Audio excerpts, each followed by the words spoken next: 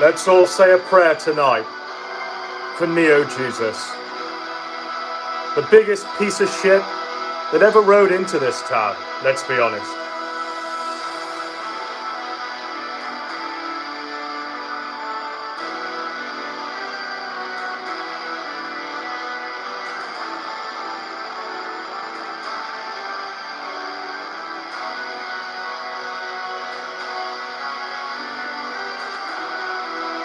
Because, folks, it's a Godwinson live news alert.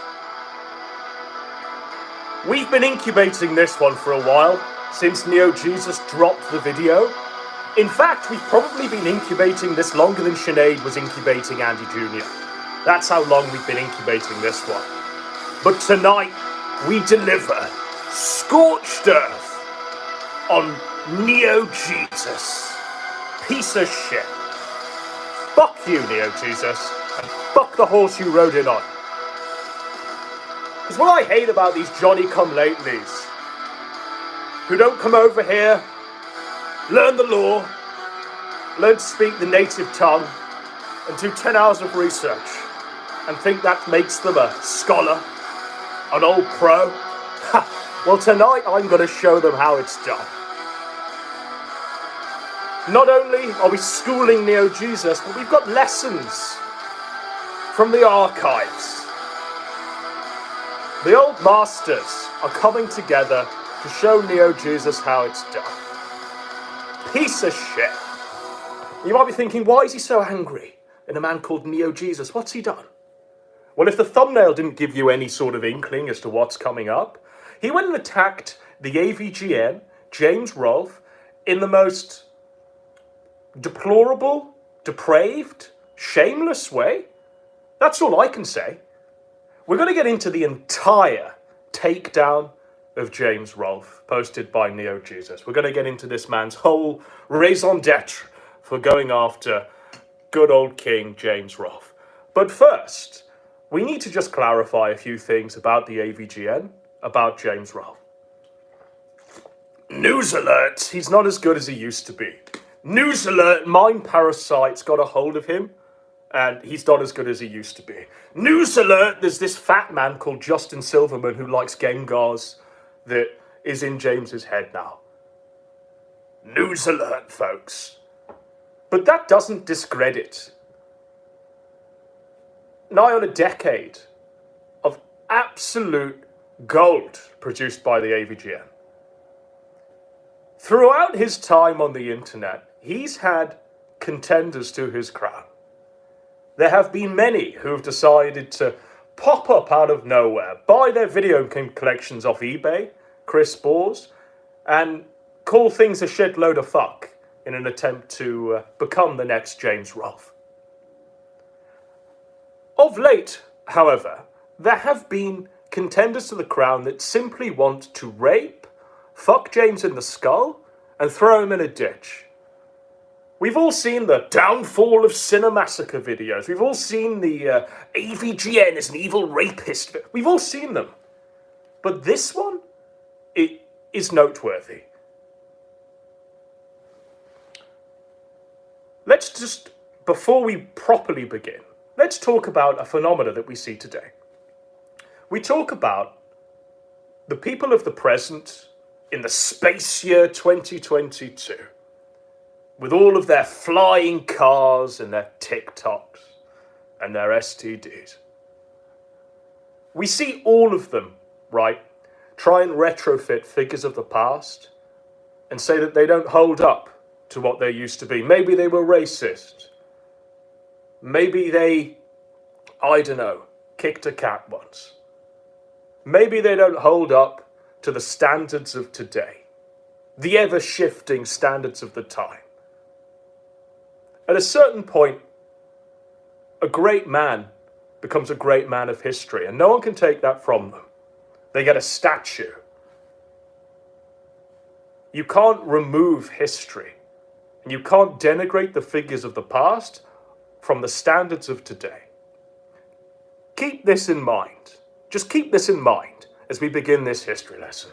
So, NeoJesus, right? Now, this is a character all of himself. I think just prior to him deciding to go balls deep on the AVGN, he'd done some stuff on Red Letter Media. Now, I could give two shits about Red Letter Media because I never really held them as a paragon, as an idol, as a king. Certainly not antediluvian kings. But James Rolfe was probably the first of the antediluvian kings. The first of the internet game reviewers on YouTube that actually put thought, put effort, put a whole menagerie of creativity together in order to bring stuff that entertained the 10-year-old me. And I'm happy with the 10-year-old me having different tastes to the current me, right? I'm not going to apply the current me standards to the AVGN. So he uploads this video called NeoJesus, James Rolfe, AVGN, Time's Forgotten Filmmaker. Right, so you might be thinking from the title, okay, Time's Forgotten Filmmaker, what's he mean by this? What's he mean by this? You can see it's 48 minutes long. We're going to try and do as much of this as possible. We might have to stop halfway through to smash up the laptop. I've seen this once. It infuriated me. And over time, I've just been compiling my thoughts on the matter. We're going to play this now. This would start out as like so we've got a little montage of James, the AVGN, piece of shit that he's surrounded himself with and devoted his bit life of a voiceover to. Here. He's just had enough at this giving point. motive to his actions. The creator had enough? I don't like him. Well, sometimes I feel that way because it's such a big sacrifice, and the toll that all these videos have taken on my life is just, I can't even explain. But like the nerd finds out. You might be thinking at the moment, this seems almost akin to an intro to something like Making a Murderer. Well, let's see where he goes with this. End of this video, that it's something, all these bad games is something he can't live without. Just like the nerd is such a big part of my life, it's something that I could never give up. I love it.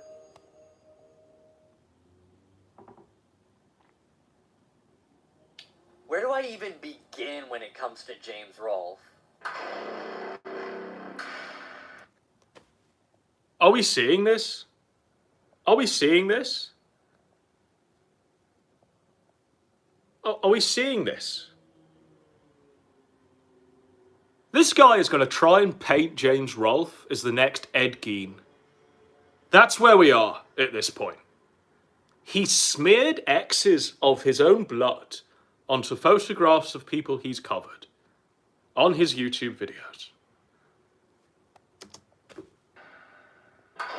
And now he smeared blood on a photo of James Rolfe. And he's also, by the way, I'm going to keep these in, he's also decided to lace this with as many adverts as possible.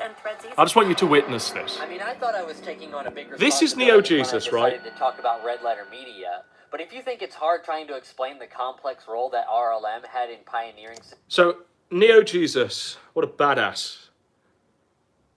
He's like Will Graham going in on the Hannibal Lecter that is James Rolfe, right? But he also has the voice of Toad McKinley. Satirical internet movie reviews. Imagine how insane it is trying to explain how James Rolfe almost single-handedly pioneered the idea of internet reviews, period. From movies, to games, to books, to fucking board games. You name it, and James most likely has a history of talking about it, all while dragging us into his world as an indie filmmaker throughout the way. While James Rolfe has definitely changed a lot over the past 20 years that he's been making internet content, I mean, when you've been doing it that long, how could you not? One thing, though, is... So already he invalidates his whole point before he gets in. But you're going to see just how much research he's put into this whole project. And you're going to see basically an attempt to pull down an antediluvian king in order to make your name doing a very similar thing. Without the talent, without the video game collection, without the charisma. If you're going to snatch the crown, at least attempt to rule. has always remained consistent: James's love for filmmaking. Above all else, James is a filmmaker, and he views his reviews as just another way of making fun and interesting films. But as someone that makes indie films myself, how do I view James Rolfe? How does he view James Rolfe? How does someone who makes films himself, how does he view James Rolfe? Now, I know we all want to hear his opinion. We're all hanging on his every word here, on how he will judge James Rolfe in this trial here. As Red Letter Media for diverging too much from their indie film roots by spending... Do you see this guy? NeoJesus, folks. NeoJesus. And it just doesn't end here. I only wish he'd stop the video at this point. In this video, I'll attempt to dissect the long and incredibly diverse career of James Rolfe as a filmmaker and internet personality. And I'll be doing so primarily by focusing on his most iconic series, The Angry Video Game Nerd, which just recently had its 200th episode. But this isn't exactly going to be an easy task. I mean, the first episode of AVGN aired all the way back in 2004, back when I was a literal toddler. When he was a literal toddler. No room to talk then, my friend. No room to talk. If you weren't there, man, you have nothing. You have nothing, sir. Good day. But this man who was a toddler, and I say man loosely, he was a toddler in the days of the AVGN. He's hopped onto Reddit, right, in an attempt to follow up his Red Letter Media review. He's hopped onto Reddit, see that there's a group of people that say that James isn't as good as he used to be, and has decided to make his name off the back of tearing down James Rolfe. So needless to say, there's quite a lot to go over. And to be as thorough as possible, for this video that no one's going to watch, I decided to take on the personal task of watching the first 6 seasons of AVGN to break down the change, growth, and overall skill of James Rolfe as a filmmaker. So to everyone that keeps saying that I need to do more research for my videos, how's 20 hours of research sound for you? Bullshit. 20 hours of research? Is that it? You need to go back to school, my friend. 20 hours of research? 20 hours of research. That's it. It's not enough. It simply isn't good enough, my friend. And what you've served here is the fruit that bears the lack of research. 20 hours. 20 hours of research. And that's enough to condemn James Rolfe and to pass judgment, to confine him to the electric chair, as he's about to do. 20 hours. But before we dive into the AVGN, I think that it's important to talk a little bit about James before the nerd character.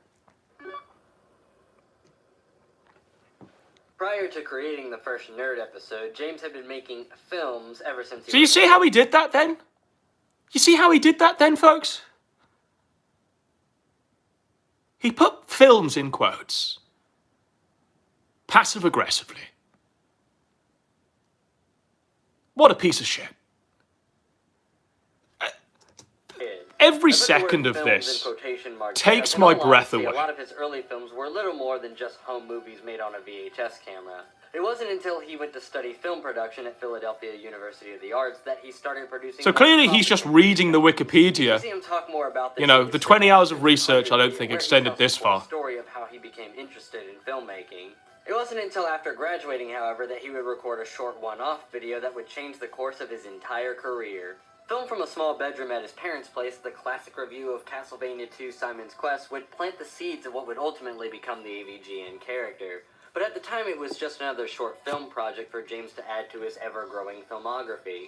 Looking back, it's really nothing special, and it doesn't even resemble AVGN in its current state. Well, you know what? Looking back at this video, it's really nothing special, I'm afraid. James Rolfe, at this point in time, was a pioneer. Pioneer. A Scot of the Antarctic. Really nothing special. Well, I'm sorry, but this little review here, that you're seeing a still frame of, had more of an impact than anything anything NeoJesus will ever do. I'm afraid, sir. Since James never shows his face during the video. Its sequel, the Dr. Jekyll and Mr. Hyde video, went the opposite direction and had James on camera for most of the time, and very little footage of the game was actually used. This was actually intended to be the last video in a series which at the time was titled Bad NES Games, and for 2 years it kinda was the finale. James didn't go on to create a third episode until 2 years later, and he only did so because so many of his friends requested it. The third video pretty much establishes the format that the nerd episodes would take from this point forward. This video combines the two previous videos and has James on camera for half the video and voiceover and gameplay for the other half. Other tropes that this episode would introduce include destroying the game cartridge, destroying the controller, comedically excessive outbursts of anger, and of course... So we can clearly see he's either reading TV tropes, Encyclopedia Dramatica, or just the Reddit posts. The Cinemassacre website. Prior to this, the first 2 episodes were only available. It's fucking awful. How can this man talk about the downfall of James Rolfe when he wasn't even there? When he was literally in nappies, he was a toddler. In James's own words, this is the point where he only found out about James Rolfe 2 weeks ago. Hold and focus on creating the new nerd videos for pretty much the next year. This would go on to have a tremendous impact on how the nerd episodes would grow and evolve during the early years. So, by the end of the summer, all my focus on Cinemassacre projects have been put into Nintendo nerd videos. And even though they require a lot less filmmaking skills than what I usually do, ironically, they're bringing in a lot more fans.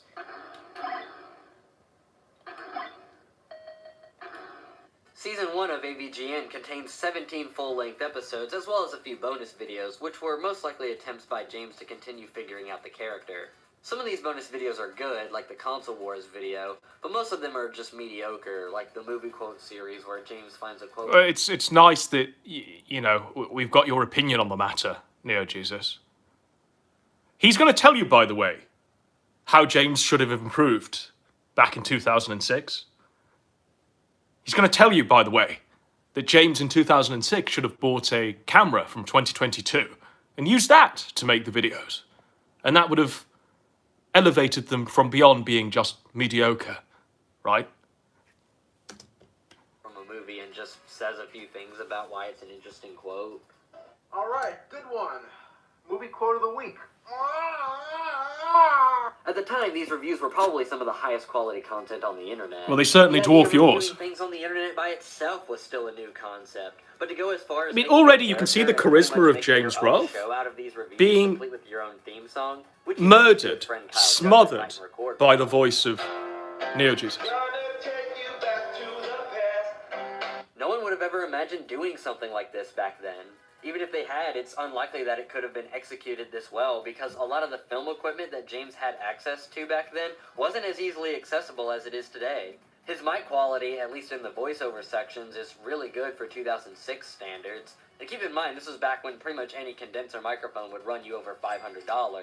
The camera he was using at the time, the Panasonic DVX-100, cost just under $4,000 back then, whereas nowadays you can find it used for less than $300. And guess what? Looks like shit. Yeah, needless to say, these early videos haven't aged well. Looking back, the flaws in these early videos are not only obvious, but plentiful. Firstly, they're all in... Not only obvious, but plentiful. Do you reckon this guy looks at ancient artworks, monuments, and applies that slur to them? This man has no appreciation of history, of culture, of how things came to be. A real piece of shit. You can't just apply the standards of 2022 to 2006. Say they don't measure up because James didn't have a camera that you could buy in 2022. Sir.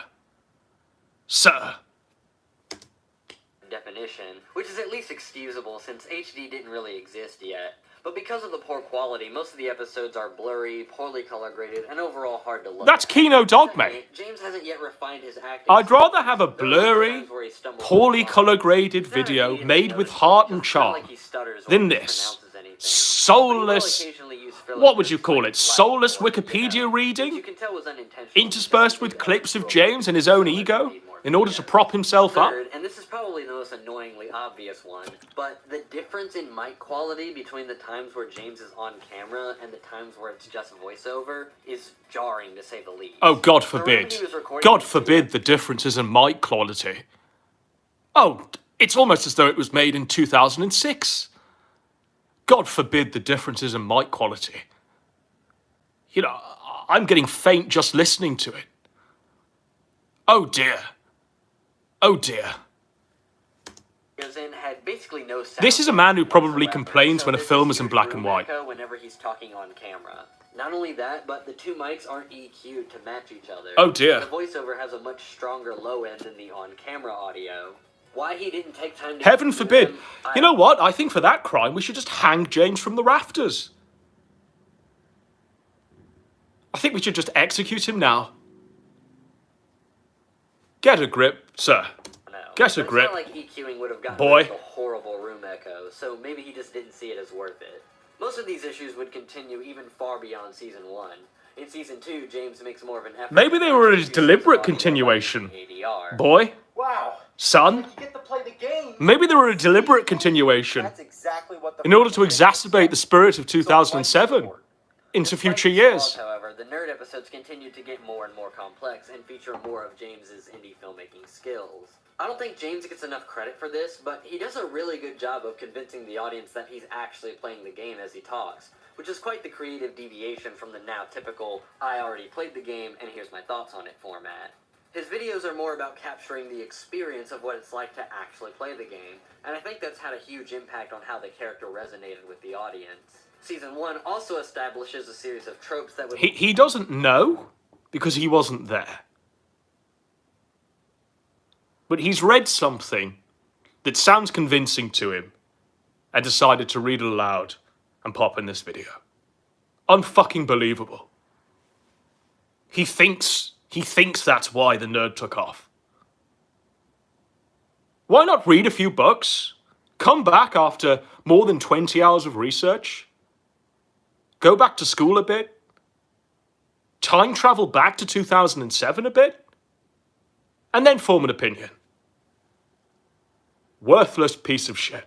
Later becomes staples of the series. Episode 12 was the first Halloween-themed video in the series, and the first to feature his friend Mike Matei as Jason Voorhees. Not only would he continue to do a Halloween special of sorts pretty much every year for the rest of the By the way, but it also marks a in the rankings of the Jokers, it's Jack Nicholson, Mark Hamill, Heath Ledger, Mike Matei, Jared Leto.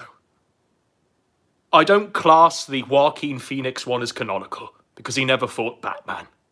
I'm afraid. And started treating the nerd videos more like short films with their own storylines, atmospheric lighting, various camera angles, and practical and VFX. This was most likely due to the fact that he wasn't working on any other films at the time, but was still having creative urges that ultimately wound up being funneled into the nerd series. This, however, proved to be a double-edged sword, as the more... This is the judge, by the way. Passing sentence on James Rolfe. I've never seen more of an embodiment of everything I hate about the young people of today than I do in this image. This thing is everything I despise about the youth of humanity as it is today. People are saying the face of Gen Z. Yeah, you got it in one. But not just the face of Gen Z, but the opinions of Gen Z. The fact that a blurry video and some poor mic quality triggers him to the point where he has to make a 48-minute, 44-second video takedown on James Rolfe, judging him on the content he made in 2006. It says it all, folks. Thank God I'm closer to the grave than this man, because I don't want to be alive longer in a world where he is alive. Effort he put into the nerd videos, the more the audience's expectations went up, and the more time he'd ultimately have to spend making them, which in turn would distract him from his other film projects. This might be why he decided to stop doing the nerd videos twice a month and instead just do them once a month. If you spend Again, online, you see this? you have to try the Opera It's web laced browser. with adverts, because this is all this is about. It's not about nostalgically reflecting on James Rolfe's legacy, no. It's about making a dime, taking down James Rolfe, Positive, but also reading rapid. some It Reddit took almost posts no on time at James all for the Rolfe. nerd to gain popularity, especially once the series moved from the Cinemassacre website to YouTube, and once James partnered with Screw Attack. At the time, it was pretty much impossible to make money doing YouTube videos, especially reviews, so networks like Screw Attack established partnerships with creators to help them make money off of their content in exchange for a small portion of the profits, as well as a consistent upload schedule. He doesn't know for sure because he wasn't there, would last from folks. 2006 to 2011, and this would pretty much be the peak of the nerd's growth and popularity. This is also the point where James started to accept the idea of AVGN being his full-time job. He dedicated a whole room in his house to storing games and filming nerd episodes. I refuse to turn on my pesky ad block because I want you to see the soullessness at play here. I want you to be as enraged when a YouTube video advert pops up 3 times in 10 minutes as I am. Which featured multiple actors and both parodied the movies that the games were based on, and the Christmas specials, which often featured other popular YouTubers at the time, and parodied things like A Christmas Carol and How the Grinch Stole Christmas. There were also things like the Nostalgia Critic crossover videos, and videos like the Mario 3 review, which featured a lot of digital VFX. The series was quickly becoming bigger than James himself, and as such, people like Mike were often helping him behind the scenes. The nerd episodes were also starting to dramatically shift in format. The early videos were a lot shorter and mostly just about the nerd's anger and hatred towards these old Nintendo games, but now the series was drifting... Look, there was never any anger and hatred, right? He might have been called the angry video game nerd, but he wasn't a hateful man. James had nothing but love in his heart for what he was doing. The whole point was that whilst he might be calling a game a shitload of fuck, he genuinely had enough love to craft a video around it, to apply his filmmaking skills to a review of that video game. There was no hate. There was no hate in James's heart for this. He was a pioneer, an antediluvian king, and he didn't rule or reign with hatred in his heart. Learn the fucking law, boy.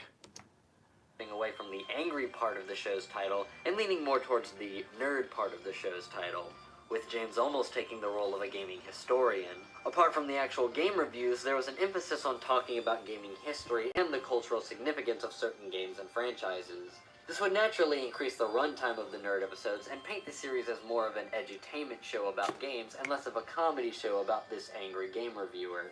The quality of the show itself also started to increase. While the show was still in standard definition, James would do a variety of different the third greatest Joker of all time, made each review Mike Matei. Cinematic. His on-screen presence also became a much bigger aspect of the show, with his reactions having a lot more diversity than just pure anger, and his acting becoming noticeably more natural.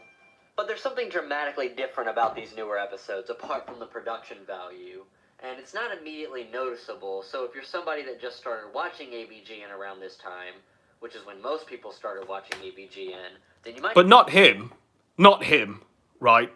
He was too busy on his 3DS playing Pokemon Ultra Moon, right?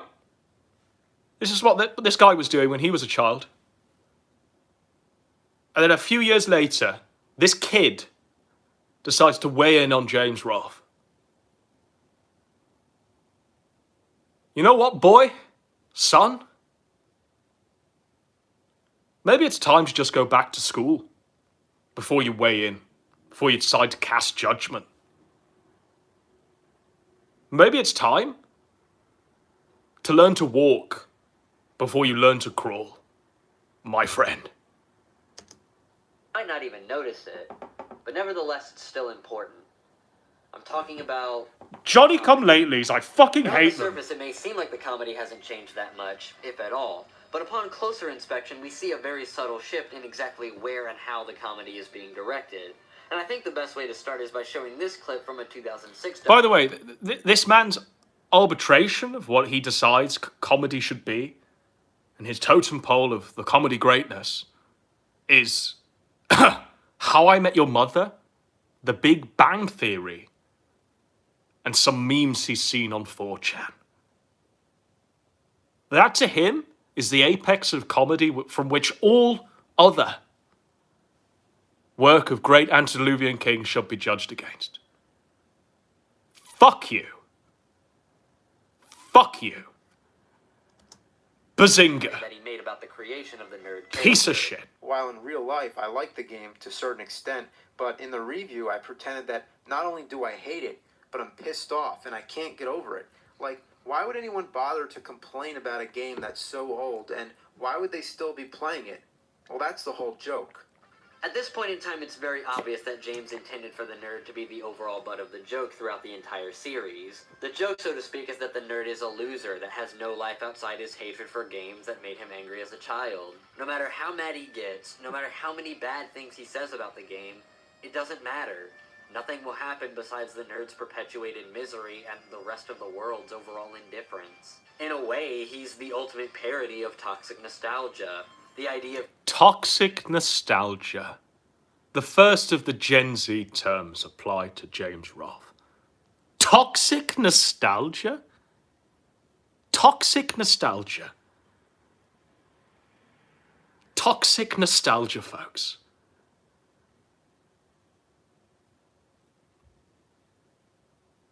The whole point, you're not supposed to... It was a character. The AVGN is a character. A fictional construct from the mind of James Rolfe in order to review video games that he liked, played, had experience with as a child. He then made them into little films, little reviews that entertained thousands, millions. They didn't make people indifferent. If they made people indifferent, James Rolfe would be a bum on the street. Instead, they entertained. They made people joyous. The citizens of James's realm were happy, had smiles on their faces, and they certainly didn't need the joke explaining to them. of continuing to stay mad about overall insignificant aspects of your childhood that made you angry. But as the nerd character progressed into being a more informative figure on video game history, the joke began to be that most of these games were poorly designed, shifting the butt of the joke from the nerd to the game designers. Instead of, wow, isn't it so funny that this guy is still mad about a game that came out over 20 years ago? What a loser, am I right? It's now more like, wow, aren't these game designers stupid? How could they possibly release a game this shitty? What were they thinking? Now, I'm not really one to say whether this shift in comedy was good or bad, or whether it made the episodes better. No, you're not, boy. Because I think that whole thing is completely subjective, and it really just depends on what your taste in comedy is like. Personally, I think that the nerd works... Well, certainly James's taste in comedy is far superior to yours, son. When the apex of your comedy imaginings is a meme you've snatched from, what do they call it, Rick and Morty? I've never seen a frame of that, by the way. Never seen a fucking frame of that. But you can just tell that this guy has got this Rick and Morty merchandise all over his fucking bedroom. But comedy's subjective, right? And James is a peasant. A peasant. In comedic terms. Next to... what else do these fucking fools watch? Baby Shark? The Harry Potter Puppet Pals?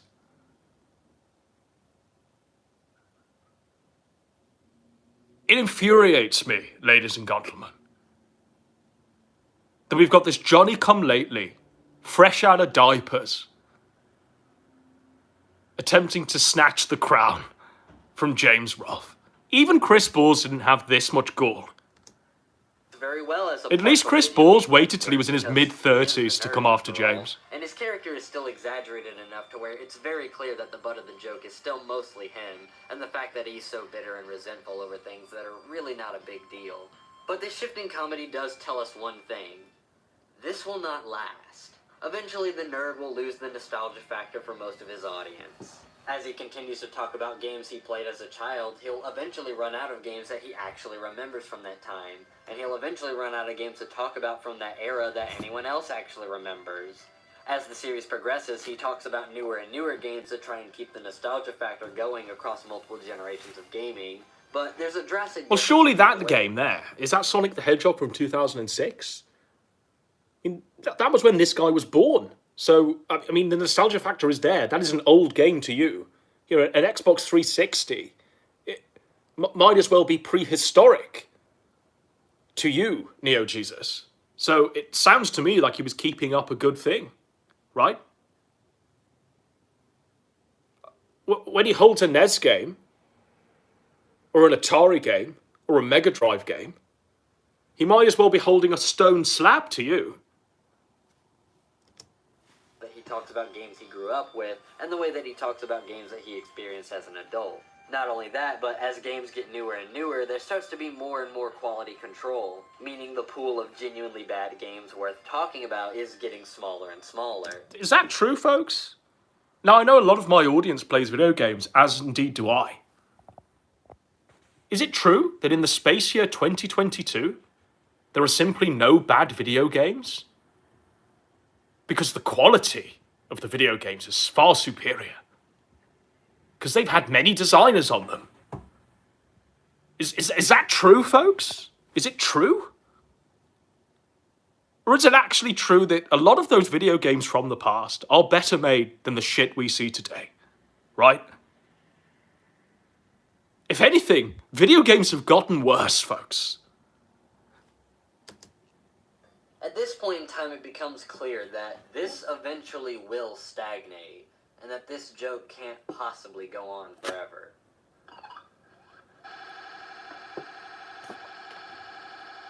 It's hard to say at what point the nerd videos began to stagnate. If you were to ask me, I'd say that the Crazy Castle episode was the peak of James's production quality for the nerd episodes. Even the more complex episodes that would come out later, like the Ninja Gaiden episode and the Rob the Robot episode, didn't have nearly as much variety in the filmmaking techniques as the Crazy Castle episode.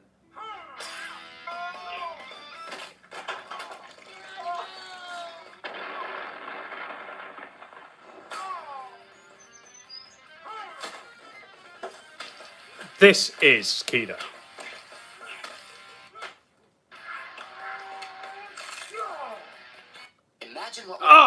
Did you see that, folks? He has to interrupt the Kino with some hipster with a twirling mustache, right? Like some Victorian supervillain. In between the Crazy Castle review. Just so he can grift a dime. Shall we skip the ads, or shall we just keep this playing? This is a monument to how shameless this man is. It's important to engineer Wix to be ridiculously over.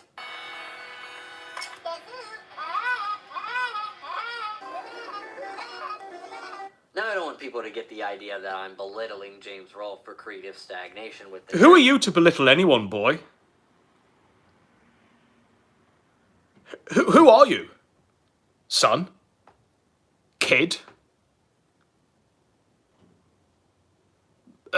I don't want people to think I'm belittling James Rolfe, bro. You're what? A fucking pimply-ass 18-year-old who has no eyesight, who can't grow facial hair, who seems to have some fucked up teeth there, and a nose he can't breathe from, and an unkempt hairstyle, and some faux brick. I mean, this is a poster of bricks, right? A poster of bricks. Who are you to belittle James Rolfe? No, son. We weren't under the impression that you were belittling James Rolfe. Fuck you. Third series, because creative stagnation is just what happens when you're an artist. Especially when you've been working on the same project for a really long time. You look like you've been drawn by I retarded children. Stagnate and struggle to find ways to make my future projects better than my previous projects. And I don't blame James for stagnating one bit, because at this point he had been working on the Nerd series for 5 years straight. But as is always the case with stagnation, there's always a source, and there's always a way of getting around it. When you're an artist, there's always opportunities to improve, whether it be a little or a lot. And there's always a way to get over a creative bump. But to see what James could have done better, we have to know more about his creative process with the nerd videos. And thankfully he gave Here we go, folks. This is probably the most infuriating part of all this. Where he goes through the step-by-step process of making an AVGN episode. And honestly, it's not only amazing to see just how much effort he's putting into these videos, it's overall an entertaining video as well, since he formats it almost like a documentary and implements a lot of his filmmaking knowledge in this video alone. That said, this video also reveals something about James that makes me believe that despite this video being over 10 years old now and him not making an updated version, that he's not very good at adapting his filmmaking techniques to the modern era in order to reduce the amount of time and effort that it takes for him to make nerd. I'm sorry, folks, but the true antediluvian kings don't need to adapt their filmmaking techniques to the modern era. The fact we're not doing this on OBS, with TTS flashing through every 5 seconds, we don't need to carry through or evolve our filmmaking techniques in order to make a point. Why change anything? Why fix something that ain't broken? Kino Dogme 2007 completely skirts over this guy's head. I mean, holy fuck, folks. Should we really have James Rolfe, a zombie version of himself, streaming on OBS? Shouting Metica Masochist for $100? No. No. James Rolfe is an artist with integrity that has decided to carry through his techniques into this space year, and he feels no shame. He feels no indignity doing that. He's an artist delivering art. It's his vision, his creative work. The fact that he carries on the spirit of 2007 is props to the man. Unlike this child trying to school me on James Rolfe. Videos, and overall decrease the likelihood of burnout. To start with, at the time this video was made, he was still recording all the game footage on a DVD recorder. Based. Which, even though this was 2011 and capture cards weren't as prominent as they are now, they still existed, and seeing as how he spent over 3,000... He should have got a capture card, guys. He should have got a capture card. No, fuck that. I'd rather James spend more time crafting the videos using a DVD player where you could really tell his heart was in it. There was a method, a filmmaking process, than I would him just ripping it off a video capture memory stick. Fuck that. Fuck that. $1,000 on his camera. Used, it was about $3,000 with batteries and everything. Spending about $700 on a capture card, which is about what they would have cost at the time, seems like a good investment if it means getting higher quality game footage. It wasn't about higher quality game footage. It was about getting stuff in an analog format that you recorded yourself personally, that you felt a connection to the technology. This It wasn't about a capture card. With a pretty high quality Leica zoom lens that was often used in independent broadcast media at the time, and was also common to see in a lot of film universities. It's actually the camera I shot my very first short film on. James most likely learned congratulations, to buddy. Well done. Well done, you shot a short film on that camera. Maybe you can send it in a fucking TARDIS back to 2006 for James Rolfe to use. Maybe then he'd be good enough for you. Which was essentially the same camera, but in addition to being able to record standard definition on DVX tape, it could now also record high definition on P2 cards. James, however, didn't know this. James didn't do enough research on this camera, and he believed... Oh, James didn't do enough research. James didn't do enough research, is that right? Is that right? Gotcha. James didn't do enough research. But after 20 hours, you're going to cast aspersions on this man and sentence him to the electric chair. Yeah, gotcha, buddy. I understand perfectly. That he would be able to record high-definition video onto the DVX tape. So rather than buying more of the expensive P2 cards to record with, James opted instead to buy more of the less expensive tapes and didn't discover until later that he couldn't record high definition. He admitted to making this mistake in this 2019 video where he talks about the different cameras. Is it really a mistake, though? Is it really a mistake? Because James clearly loves this camera.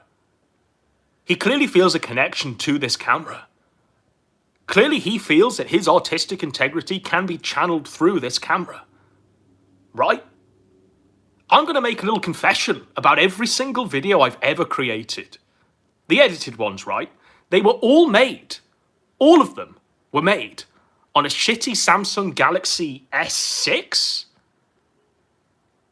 I always edit the videos on a phone. Always. 110% of the time.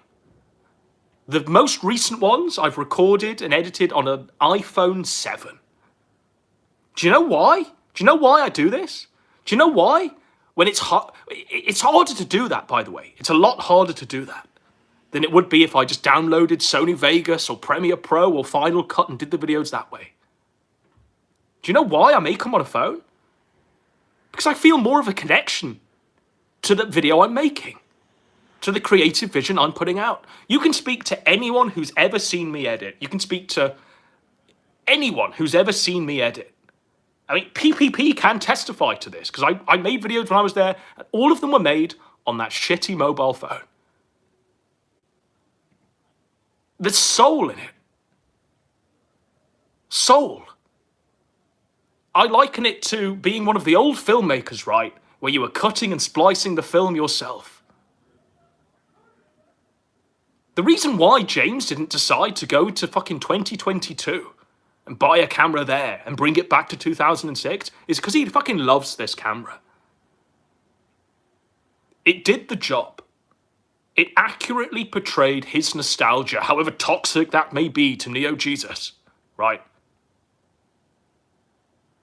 But it accurately reflected a moment in history that James wanted to share with all of us at home. It had heart, it had soul. It was just better. Over the years. So Why should James film everything in 4K?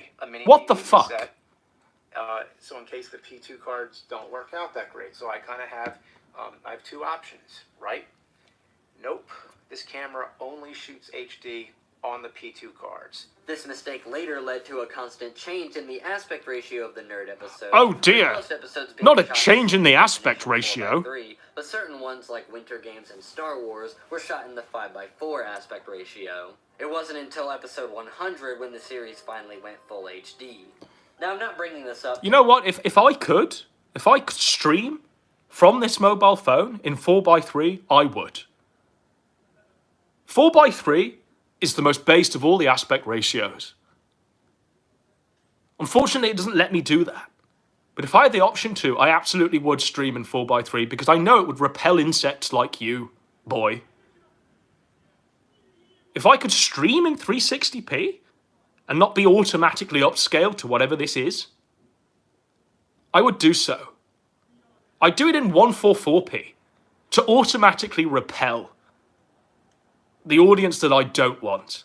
An audience of faggots like yourself. Absolute degenerates who have no comprehension of anything, but seek to cast aspersions on the past.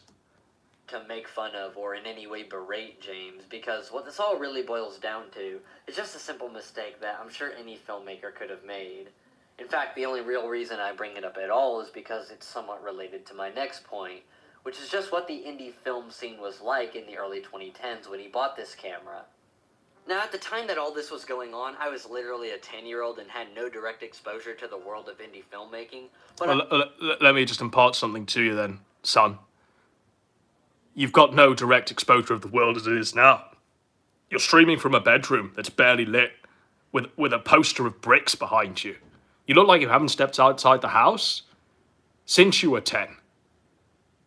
You were born in 2000. You were born in 2000. And you seek to cast aspersions. You haven't even got a hair on your chest, lad. but you're going to come after James Rolfe? You're going to pretend that you're a filmmaker? Came about in the early 2010s, and just how much of that was thanks to indie filmmakers that shot on digital because shooting on film was too expensive. And one thing that I know had a huge impact on digital filmmaking was the advent of Canon and Nikon's entry-level DSLRs, with the one that I'd argue had the most impact being the Canon 5D Mark II, which launched in November of 2008, and was the first digital camera to shoot in HD with a 35mm film equivalent. And rather than using the expensive P2 cards, it opted for the much cheaper CF cards that allowed for cinematic. By the way, does anyone give a fuck? Does anyone give a fuck that this guy has learned something on his film course at his university and is trying to shoehorn it into a James Rolfe review? Does anyone give a fuck? Budget Hollywood productions, and at the time of release it cost roughly $500 less than the Panasonic that James wound up getting. And that was back in 2008. By the time James upgraded to HD in 2011, Canon and Nikon had already rolled out several even cheaper DSLRs that shot in HD, like the T2. But the thing is, James didn't want a DSLR. The DSLR revolution. It wasn't about a DSLR. In indie filmmaking. It wasn't about making content that looked like this, with faux, what do you call this, lens blur? Shallow focus, deep focus, whatever the fuck you'd call this. It wasn't about that. It was about making content with heart and soul. People that couldn't afford to shoot on film could still produce footage that looked somewhat like 35mm. This revolution would be so impactful that DSLRs would even be used on award-winning TV shows. James should have used a DSLR, guys. Season 6 finale shot on the 5D Mark II in 2010, and Wilfred, which was shot entirely Depth of on field, Canon that's and right, Nikon okay. DSLRs in 2011. Not to mention, DSLRs would later Wilfred. become the standard for most... James should have just made Wilfred, guys, and this Casey Neistat Goblin Man videos. That's what he should have made. And not entertained an audience of millions of future antediluvian kings. I guarantee you every single one who makes really good content in this sphere, in this sector, all of us grew up watching James Rolfe. Internet content and not this Goblin Man. My point here is that James should have done a bit more research on the wide variety of... Oh, James should have done more research. Well, maybe you should have done some more research, boy. He opted for a Panasonic camera that wasn't even well suited for the type of content that he was doing, simply because it was a brand and a type of camera that he was familiar with and wouldn't have to put much effort into learning how to operate. Well, that's the point, isn't it? That, he didn't even research into whether or not he could... This was the tool of an antediluvian king. He didn't need fancy new technologies to make his point or to entertain thousands. One of the last things I noticed about this behind-the-scenes video is that James records all of his voiceover lines first before filming the on-camera segment. Oh dear, what a great crime coming up. Over at his computer using a Samson mic going into an Alesis Multimix 8. And to begin with, I don't think I need to be the one to say that this setup is incredibly outdated even for 2010. He's not even mixing his audio on high-quality headphones or studio monitors. He's just... I'm sorry, guys, but another confession to make. I don't mix my audio using professional studio mics and professional studio monitors. The whole point is if you can make the point and deliver the artistic representation of what you've got in your head with the most primitive of technologies, that probably makes a greater artist, does it not? I've got more respect for James doing it off the fly and doing it with the old techniques and tools that he learned back in film school. Why fix something that ain't broke? He shouldn't have got a DSLR. He shouldn't have got a Yeti Snowball microphone. Who gives a shit? Using a pair of shitty computer speakers, so he likely isn't hearing his audio as accurately as he should for adding things like compression and EQ.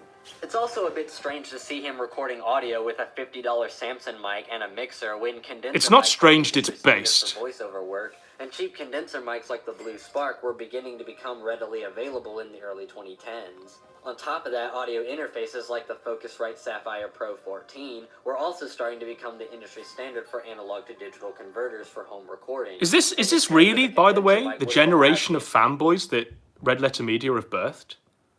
Where it's not about the heart and soul of the film, the experience that the film or the video takes you on, the journey, how it affects you, how it changes your life. No, it's about how it's technologically compiled. Is that really the level of fanboy that has been spawned from Red Letter Media? Everything is sort of pseudo and ironic and detached from the actual experience that we're going on the journey. I mean, holy fucking shit, folks. Do you know what? I take great joy going back and watching stuff like, I don't know, His Girl Friday, Bringing Up Baby, those old Cary Grant films. Arsenic and Old Lace. I can sit there, be taken on a wild ride, on a journey. I can sit there and watch something like To Have and Have Not, right? The old Howard Hawks film with Humphrey Bogart. And I'm not going to sit there and go, oh, it's in black and white, I refuse to watch it. I'm not going to sit there and go, oh, the sound quality is horrendous, I refuse to watch this. Oh, the music's outdated, I refuse to watch this. No, I'm not going to do that. I'm not going to do that. I'm not going to sit there and watch The Searchers and worry about the kind of man that John Wayne was in private. No. I could give two shits. I could give two shits about the notion that we should have handed Howard Hawks, John Ford, Sam Peckinpah, a DSLR from 2011, and some studio noise compression that they could mix the sound with. I could give two fucks. I appreciate it more that they were using the tools of their day and the tools that they learned, right, in order to deliver the content that they wanted to make. To capture much higher quality voiceover than he was at the time. The introduction of a preamp like the vintage Golden Age Pre-73 would have provided an additional 3 to 6 decibels of noiseless gain, which would have helped him prevent audio peaking while Orson Welles should have just used a DSLR which was becoming more and more popular for Touch of Evil. Filmmaking scene. That would have made it better. That he learned to use when he was in school. James just has a habit of not wanting to travel outside of his comfort zone when it comes to filmmaking techniques, even if it winds up working to his detriment. Because not only did this outdated mic setup lead to lower quality voiceover, it also slowed James down. In all actuality, James wouldn't have even needed to upgrade his recording setup in order to improve his workflow, because James doesn't even need to record his audio this way. In order to explain what I mean here, I'm going to reveal a little secret about how I record. Here we go, videos. folks. By the way, this is how a Gen Z child in nappies does it. And you're going to learn from this high, great tier filmmaker just exactly how it's done and how James should have done it, right? Are you ready for this? Are you ready to be learned and schooled by this literal child? Record my videos, I record both the on-screen segments and my voiceover segments at the same time. Even when I'm not on camera, I'm still using the same recording setup that I do when I am on camera, rather than going to a separate voice recording setup. And even though this is incredibly unprofessional and not at all how you would do it on an actual film production, I do this for two good reasons: audio consistency and to conserve time. When I record the voice... The conserved time is probably his most important part, because he attempts to shit out these videos, reading aloud James's wiki and the Red Letter Media wiki, the Reddit posts that have been made on them. Do it in the shortest amount of time so he can lace whatever video he shits out with as many adverts as possible. Voiceover segments using the same... That's right, that is a Hello Kitty t-shirt he's wearing. The difference in tone between the two. This way I maintain the same sonic atmosphere and volume all the way through, which I believe is less distracting for the viewer. Now, in the early days, this wasn't really an option for James, since the room tone was so bad that all the on-screen segments had that awful echo around them. So unless he wanted the entire video to sound like that, he had to go to a second mic. But now that his on-camera audio sounds a lot better... We know that most NES games were targeted towards young boys. Realistically, he would be able to get away with recording videos this way. The other reason I record this way is because I save time by not having to do 2 separate recording sessions. I feel like if James... Well, how about you took the fucking time, son? How about you took the fucking time? Put some heart and soul into the content you're making. How about you actually craft the creative vision you're putting out into the world? We need to conserve time. Conserve time? I've got greater respect for James Rolfe, who decided to arduously labour on his Batman review,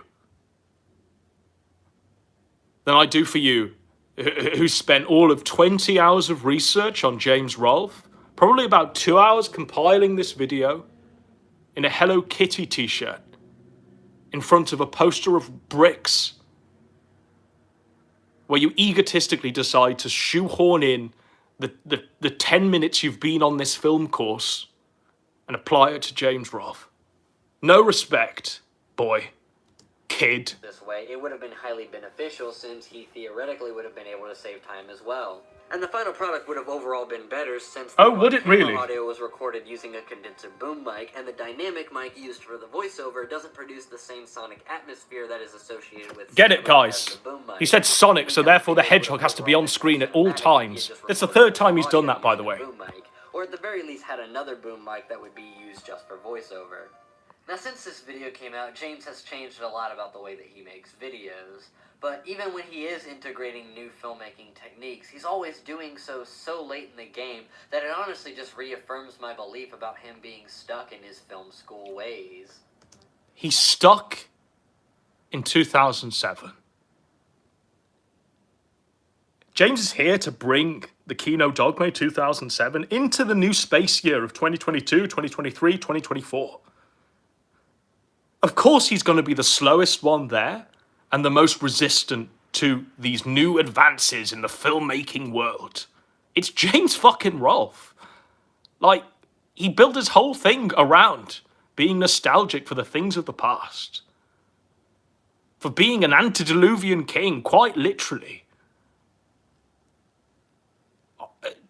James clearly isn't at the launch of every new iPhone. He's clearly not buying every new latest bit of technology. He's happy with this VHS DVD combi. And you know what? Massive respect to the man. Absolute highest level of respect to James Rolfe for that. People are saying James isn't a consumer. That's right. That's right. And you know what? Him not being a consumer has made him more artistically, what would you call it? He has more artistic integrity for that. He's essentially the Vincent van Gogh of our times. Like, even in the 2016 Nerd Room tour, he's still recording the game footage with a DVD recorder. Based. It wasn't until the 2021 Nerd Room tour that James revealed that he had switched to recording straight to a PC or laptop. He also revealed that he started recording the on-camera sections and the voiceover together in one go. But he's still using two different mics, with one going into the camera and one going into a Tascam recorder. But what's really the point of using two mics when they're less than 6 feet away from each other and meant to be tone-matched anyway? Seems like just an extra mic and recorder to have to worry about to me.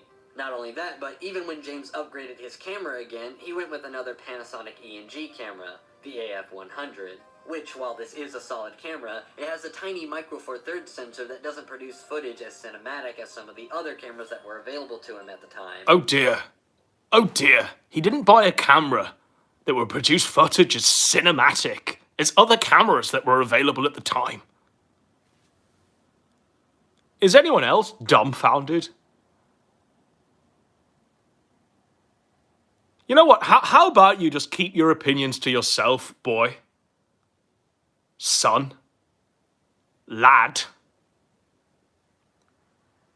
Just because something is here today doesn't mean it's automatically better than what's come before it. Reality check. Maybe someone's never told you that. Maybe someone's never imparted that life lesson onto you in your 18 years of life. Maybe you need to take a seat, reflect on that absolutely world-shattering bit of life advice there. Or maybe you've got a few years before you can weigh in on James Rolfe, right? Maybe you've just got a few more years before you can get to the table and discuss the big boy matters. You can sit at the table and break bread with the real men like James Rolfe.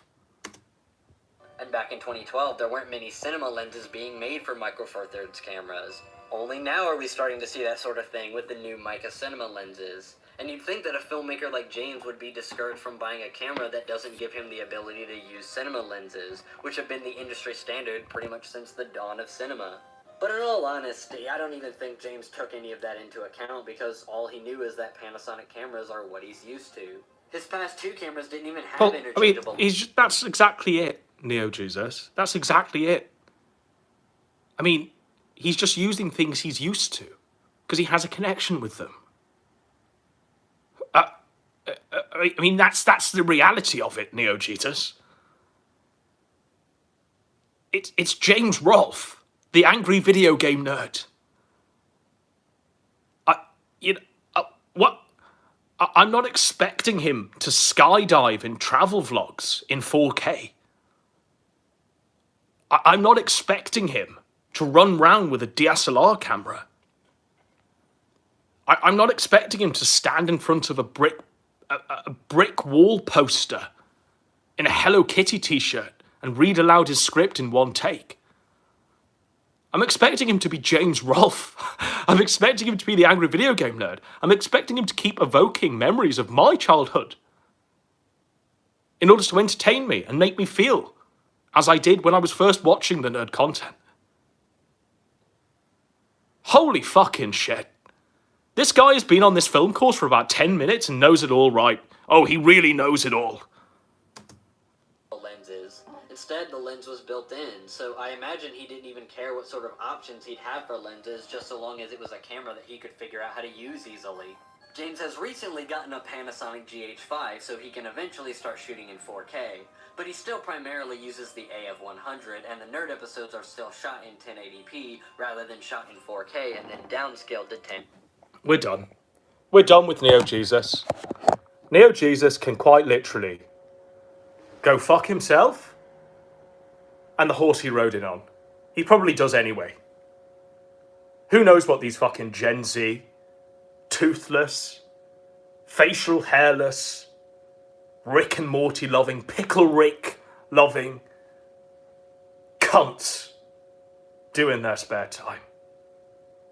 But quite frankly, I've had enough. I've had more than my fair share of children trying to tell me what Kino Dogme 2007 is.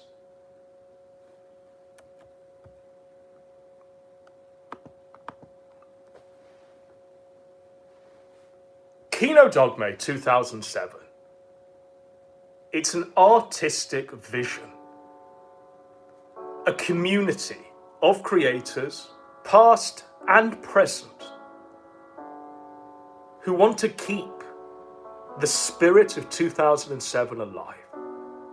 It's about being free-forming. It's about not caring whether it's in the most professional format. It's about not caring whether your audio's fine, whether the lighting's good, whether you're filming it on a DSLR. No. It's about being able to deliver a rant, deliver a takedown, convey an artistic vision, using those tools that the antediluvian kings showed us to use. They showed us the tools that we should use. It's not about having 7 cameras on me and interspersing myself in various different forms with depth of field. No! If the antediluvian kings taught me anything, it's that no matter what format the video is in, as long as it's entertaining, as long as the entertainment's there, just like in the old days, just like in 2007, it sure as shit don't matter. Because I tell you what, ladies and gentlemen, back in 2007, cinema was highly advanced, but YouTube was just like this, just exactly like this.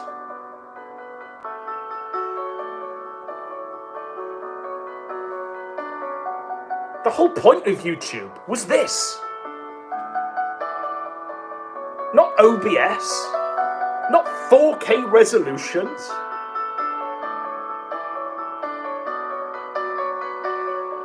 It wasn't about buying the latest camera. It was about picking up any old shitty webcam, any old shitty mic, and doing it live. Fuck it, we'll do it live. That's the ethos. That's Kino Dogme 2007.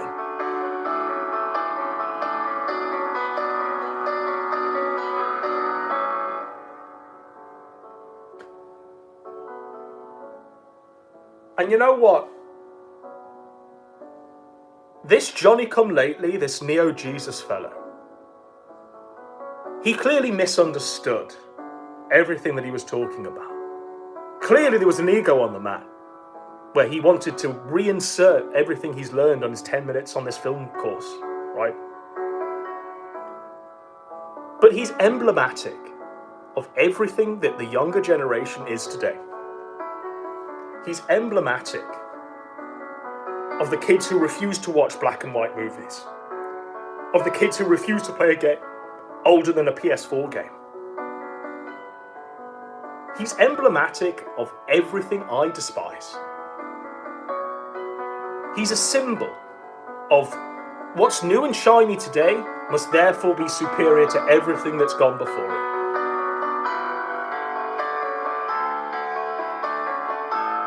You're hearing here a sad rendition of Numa Numa. And there hasn't been a song created since Numa Numa that matches Numa Numa. For real. For real. Just because Taylor Swift has released a song today, it doesn't mean that Numa Numa should go in the bin. Antediluvian kings. There was a lot of wisdom in those antediluvian kings. And probably a great bit of wisdom was imparted when Asa Lieri decided to review Sour Apple. Now, there was method to the madness here, because we wanted to show you just exactly how you do a takedown, you do a scorched earth takedown of an internet video game reviewer, right? I wanted to show you two levels: shit hot garbage like NeoJesus, and true 10 out of 10 nectar and kino, like we're about to see with Asa reviewing Sour Apple. Because don't just take my word for it. We're going to use the antediluvian king to also impart this lesson. So, I'm going to take you now into the temple of the king. Once upon a time, folks, there was an internet reviewer called Sour Apple. Now, he was British, and he decided to go on the that guy with the glasses, I'm an invented wacky character route, and review any old shit.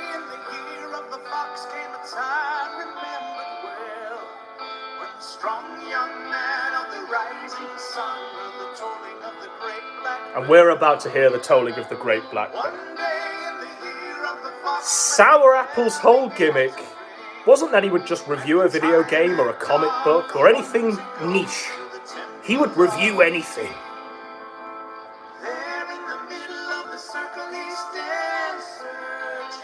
I fucking love this song, by the way. We've had to use the cover, but the original one by Rainbow is truly fantastic. Because the whole point of this stream is to take you into the Temple of the King. Show you how it's really done by an old master.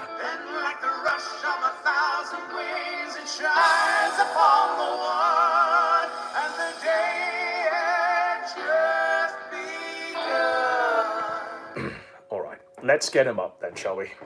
So, Sour Apple had quite a brief but also quite distinct reign.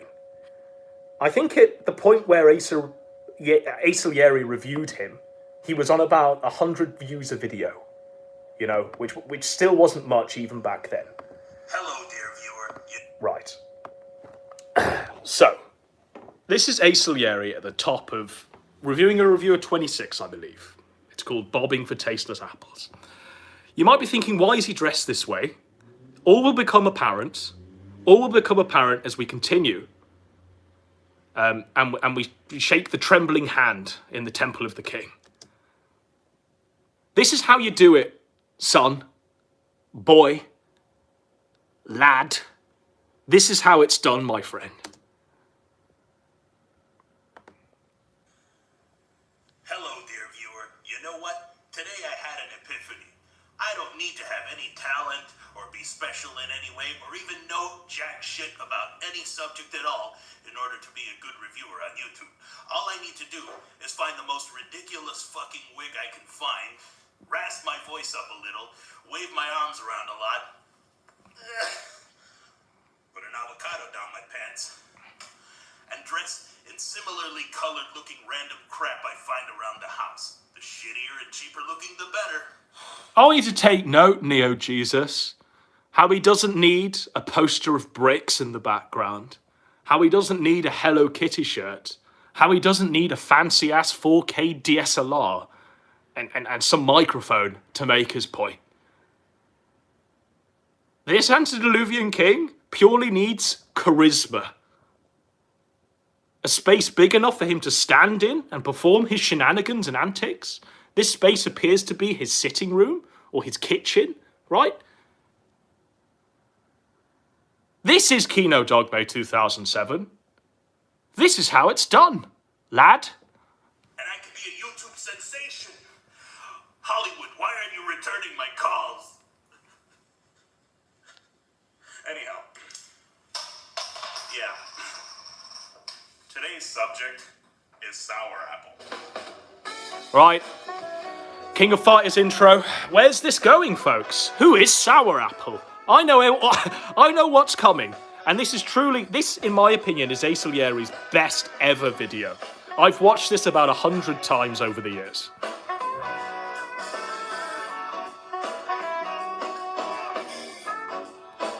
But this is how it's done. You do your intros on Microsoft Paint. That's how it's fucking done, folks. So, you're probably wondering, just who the hell is this sour apple guy anyway? To be honest, I still don't know, even after my viewers asked me to check him out. Before we just get into that, I'm going to leave it on a slight cliffhanger because I need to get a vape. So I'm just going to rest this here and leave you all with the notion of who is Sour Apple? Who was Sour Apple? What could Sour Apple possibly be? And what has caused Asa to start this with a comedy sketch of a guy in a wig charlatanizing the idea of internet reviews? I'm just going to leave that with you whilst I find another vape.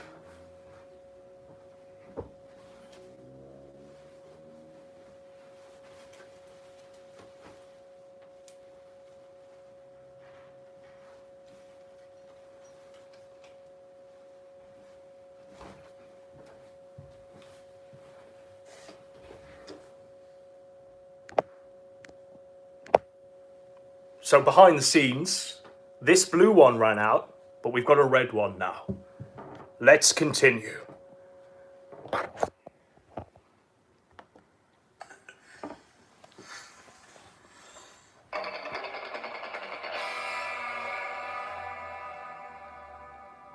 Alright, so here's his channel, and what the hell is that thing? Is that supposed to be Oscar the Grouch's heart ripped right out of his chest? Is it a digested Pac-Man seen from the inside of the ghosts via X-ray? Is it one of Incredible Hulk's testicles? No, sadly, this is his logo. I guess he must have asked a kindergartner to draw Slimer hawking a loogie for him, and Ooh. that's what he got.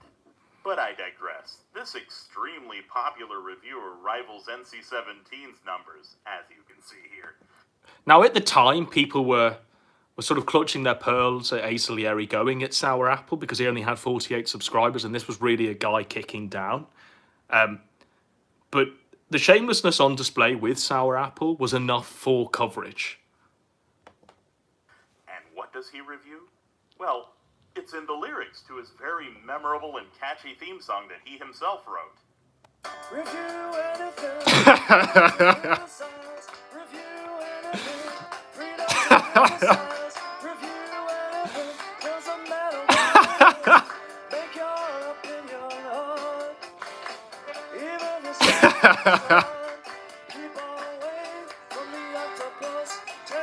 Keep away from the octopus tentacles, folks. Wait, you say you don't like his theme song? Well, after only a month of being in business, he changed it to his new and improved theme.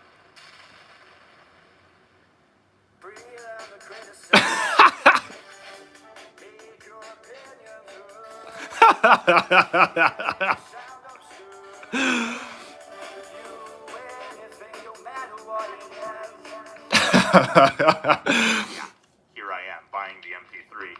And now that he's been doing his show for a whopping 4 months so far, he already wants you to make his next thing. 4 months? This guy was barely out of internet reviewer school before Asa came for him. Hello, chums. It's me, Sam. Yeah, he's an Anglo. He's an Anglo. And I need your help. Hello, chums. 'Tis I, Sour Apple. I don't want to have the same theme song all the time. So, I would like you to try out a theme song for me. Hello again. It's me, guy you've never heard of, host of Show You Never Watch. Of course you've never heard of me, but I want you to make music for me. Because clearly I don't know what the fuck I'm doing. And I'm lazy, and I want you to make music for me. Capiche? That's right. What I'd like you to do is do a fitted response of a song. Now, this is when I knew that Kraut's voice was fake, because Kraut sounds like Sour Apple, right? A lot of people back in the day used to say Kraut puts on a fake accent. Now, I've heard Kraut behind the scenes. He sounds like Adolf Hitler. It's pure Germany, pure Germanic, right? But Kraut sounds like Sour Apple for real, folks. I can't turn it up. This was literally recorded with the Kino Dogma tools of 2007, I'm afraid. What lyrics? I want to review octopus tentacles.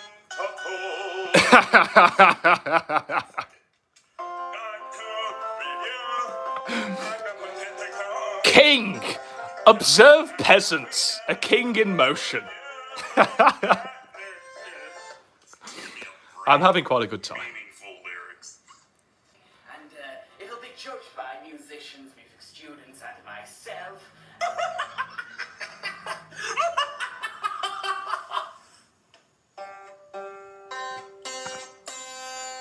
Dude, smoking notes.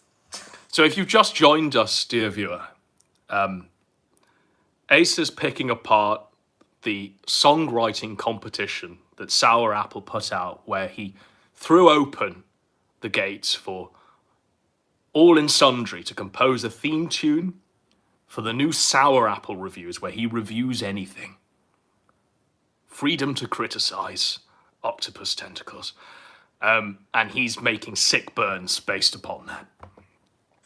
Come on, you and your tone-deaf buddies who couldn't make your own theme song think you have the capacity to judge others on musical ability? Holy crap, you guys are arrogant.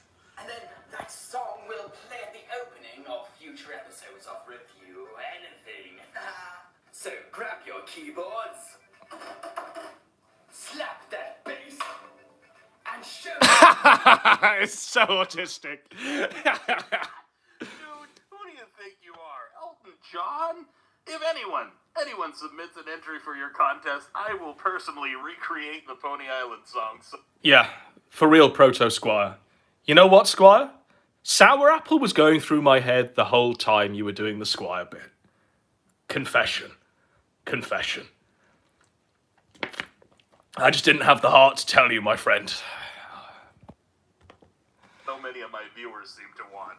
I guess he's hosting this contest because he realized, much like anyone with ears does, that his songs so far are, well, they're like a kid does with their birthday cake. No half They measures. glow. But enough of ripping on this guy's sense of self-importance and his music. What kind of knowledge does this guy bring to the table? Exploitation film. I'm hoping, by the way, if you're a keen viewer, if you've been watching closely this past live stream, you're seeing the parallels with Sour Apple and NeoJesus. Inspired the marketing and artistic approach to later mainstream methods. In fact, it's a popular craze right now in Hollywood for them to recreate the aesthetics of exploitation films. So, because Quentin Tarantino has a hard-on for old 70s B-movies, suddenly it's an extremely popular thing in Hollywood to recreate this specific style? Exploitation film is technically anything low-budget that relies heavily on its gimmick, and not just the style. It's a broad term. You should be more specific with your examples. Exploitation filmmaking is part of cinema history. Without exploitation film, people today most likely would to direct a scene with sexual nature or a scene full of graphic violence.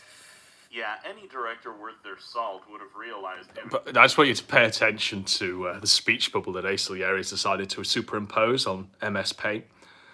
It's just the sickest of burns. Full scorched earth on Sour Apple. Sour Apple was minutes out of the womb before Asa decided to take him down as an internet reviewer. Eventually, that it would put asses in seats to apply these ideas to their movies. It's not like it was some awesome invention that might never have seen the light of day that some avant-garde genius B-film directors came up with suddenly. Your entire intro to your Game of Death video is nothing but a bunch of hot air that sounds like there's a point to that until you actually study what's being said. So he sounds like he wants to come off as a guy who has a new and keen view on film, but like many reviewers out there permeating YouTube, he's just another dude in a cheesy costume who saw the potential internet dollars that this awesome reviewing idea could... Yeah, I think Sour Apple killed himself. Hey, For real. I can do that too. No great loss, I also by the want way. to address his gimmick real quick. Now, this is a completely not random thing here, I'm sure you realize. He clearly has a preference for reviews of TV cartoons, as you can see from this list I compiled of all his episodes thus. So as you can see, Ace is about to call him out on his review anything gimmick, right? So the reviewing anything gimmick seems to extend to cartoons of the past. So maybe you can see a common theme here before I spell it out for you. So review anything, right? You'd think he'd be reviewing, I don't know, rocket ships from Mars and shit like that.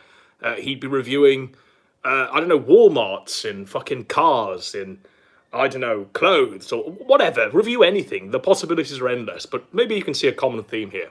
So Sour Apple's episode list. 1, Disney's Recess. 2, Jimmy Neutron. 3, Rugrats. 4, Jim Carrey films. 5, Angela Anaconda. 6, The Sims 2. 7, It's a Mystery. 8, I don't even know what that is. UBOS. 9, Lloyd in Space. Maybe you can see a common theme here with the review anything here. 10, Game of Death. You know, it's a big risk. It's a big jump. Game of Death? Recess, Rugrats, Game of Death. Holy fuck. 11, Dinosaurs. And then 12, Mona the Vampire. Yeah, he reviewed a movie once or twice, but the emphasis has mostly been on cartoons. His review-o-matic gimmick is just there really for show. You want to know what would have been a... His review-o-matic gimmick is just there merely for show. Don't promise something you can't deliver, Sour Apple. Or else you'll be called out on your bullshit. I'm afraid.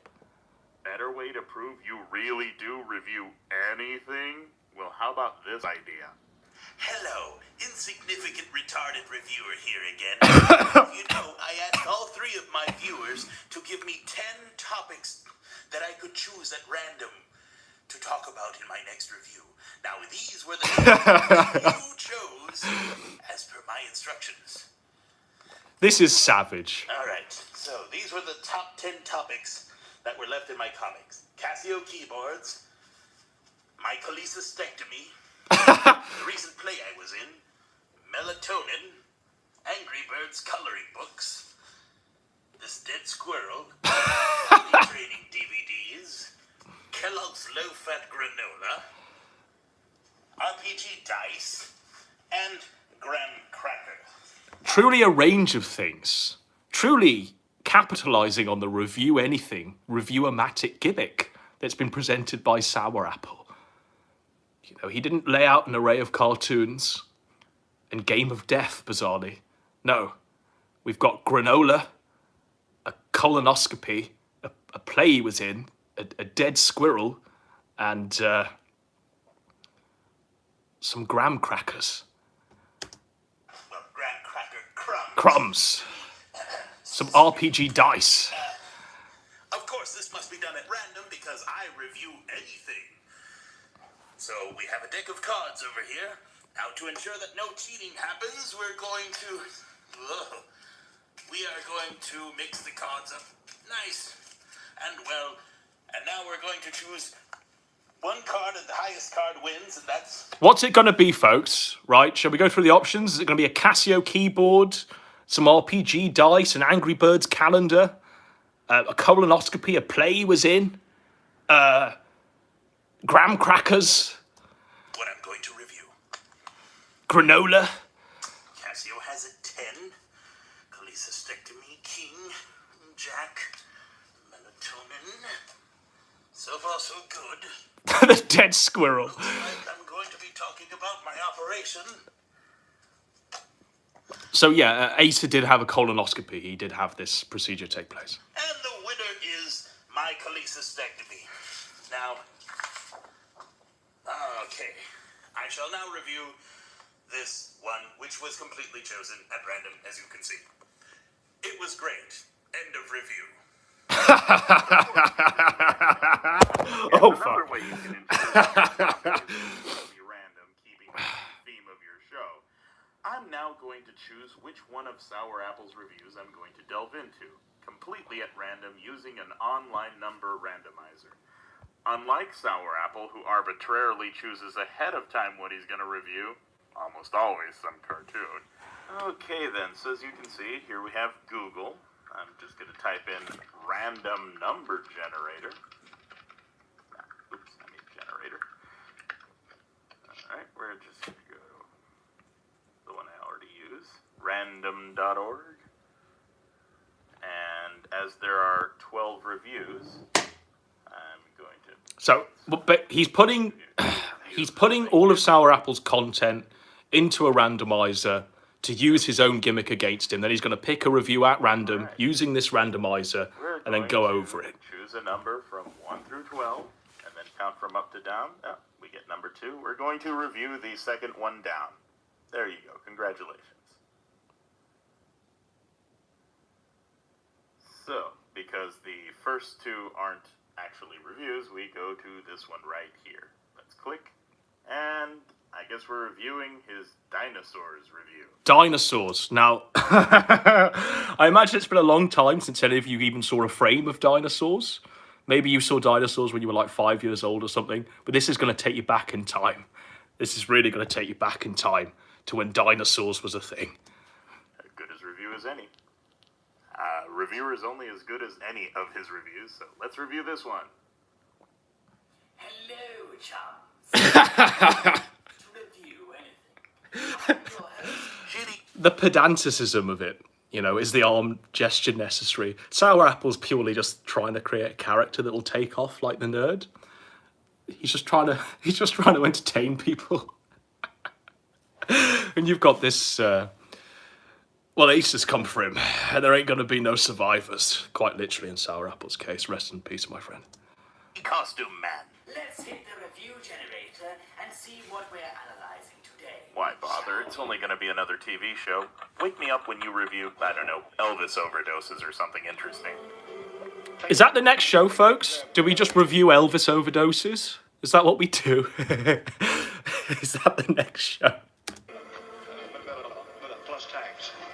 Now, seeing as this thing is a whopping 33 minutes, 25 seconds long, I'm going to spare you the intro, which reads like he was paraphrasing Wikipedia anyway, with some Jim Henson ass-kissing there for good measure.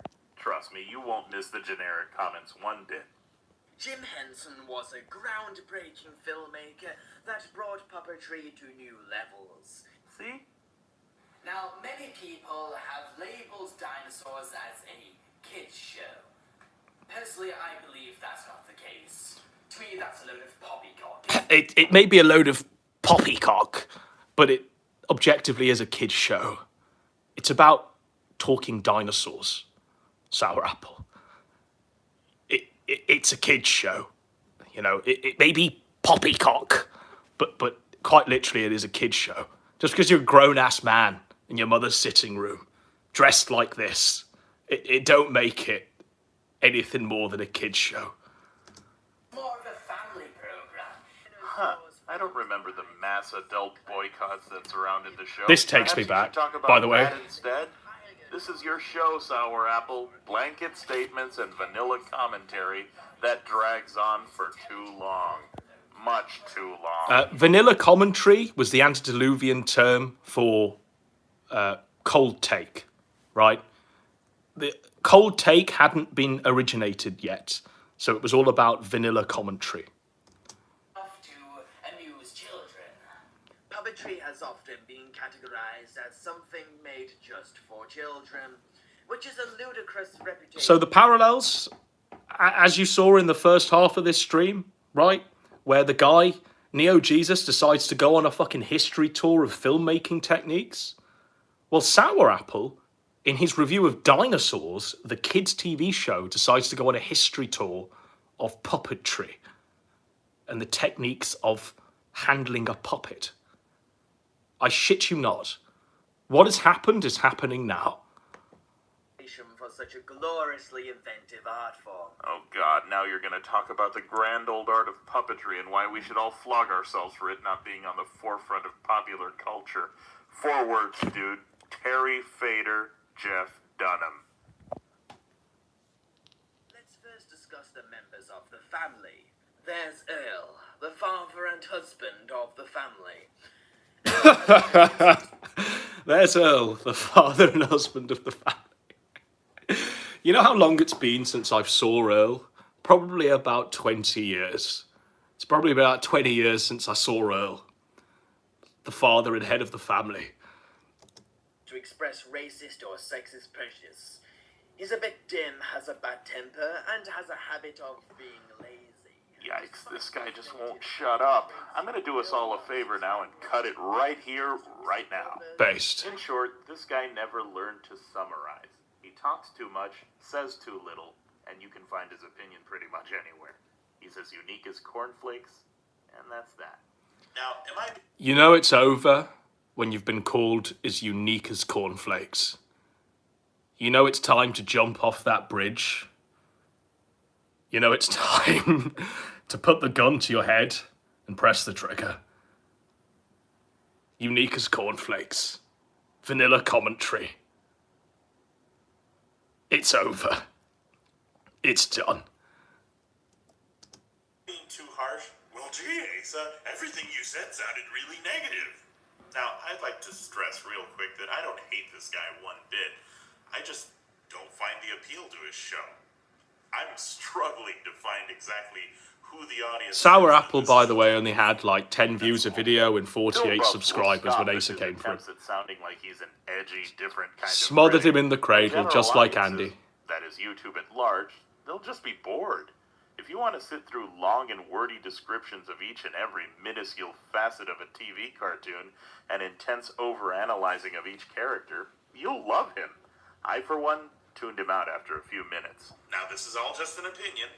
I mean, 48 people can't be wrong, can they? Till next time, dear viewer. How long was I wearing this mask for? Must have been weeks. If you pay attention, he's actually holding the Squire mask. He's actually holding the Squire mask. I've got long hair now. What? Oh, I'm getting rid of you.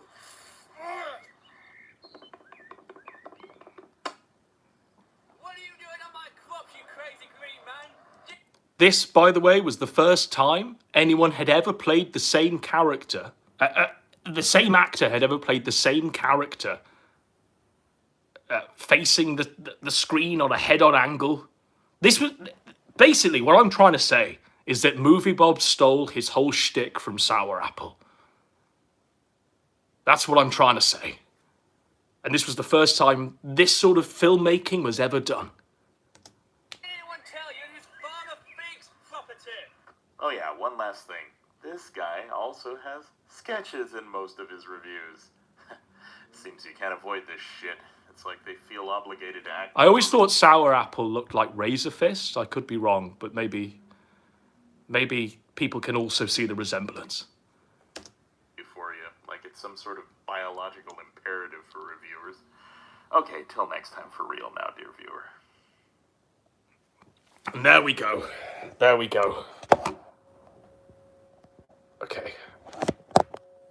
So I hope we've all learned a valuable lesson there. And I hope we've all seen the parallels that I was trying to draw between Sour Apple and NeoJesus. And we've just had a tale delivered to us from the past of how it's truly, truly done. What was I going to end with? Not that. This.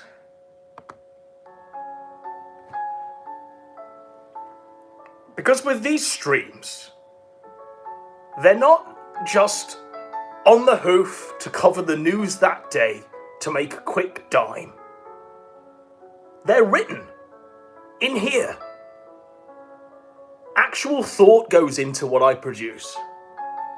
There's an actual artistic vision. I'm actually writing on the fly. And I don't need Persip, I don't need Brian Dunn, and I don't need the Squire to do it for me. There's creativity. There's mojo. There's a journey I'm taking the fanboys on. It's what it's all about. Because the river, it flows in me.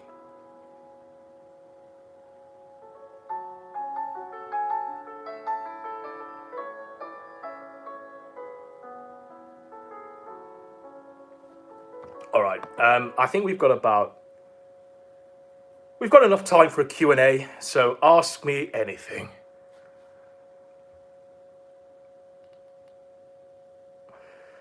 Time is like a river and history repeats. It does. And when you've been around long enough, it's almost like things haven't changed at all.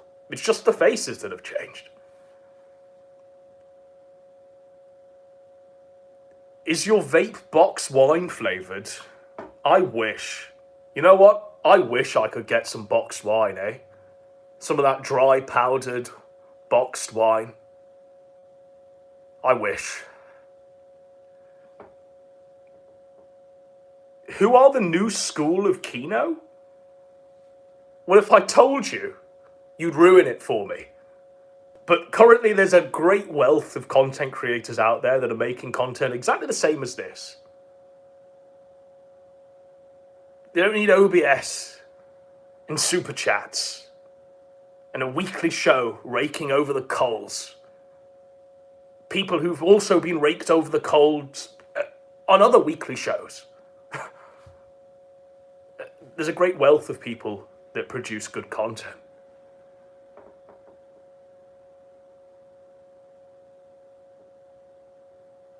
What happened to Master Brew? That's a name I've not heard in a long time. I don't know what happened to Master Brew. I met Master Brew. We did a show together. What was it called? We did a show together. We made some content together. He was the co-host before... Who was it? Oh yeah, he was before Harmful Opinions. He was before... God, I'm going back now. But yeah, he was the co-host before PPP, before Harmful Opinions, before fucking... who was that guy called? Horatio Carey. Albion Radio, that's right, yeah.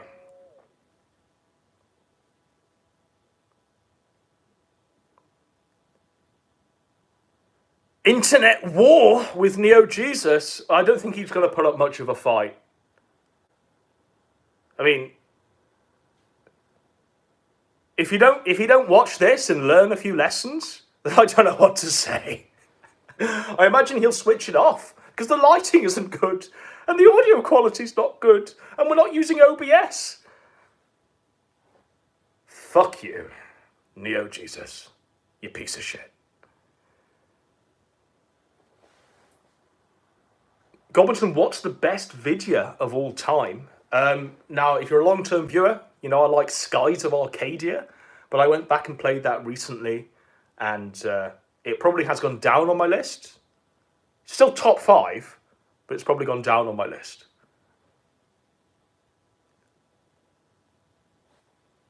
Best controller of all time. I don't know. I like the GameCube controller. The GameCube controller is pretty good, in my opinion.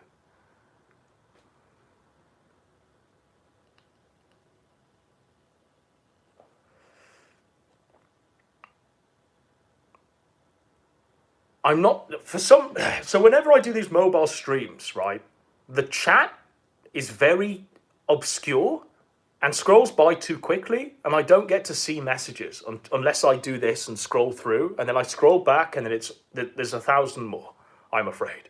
So anyone that's desperately trying to ask me a question, do so just repeatedly.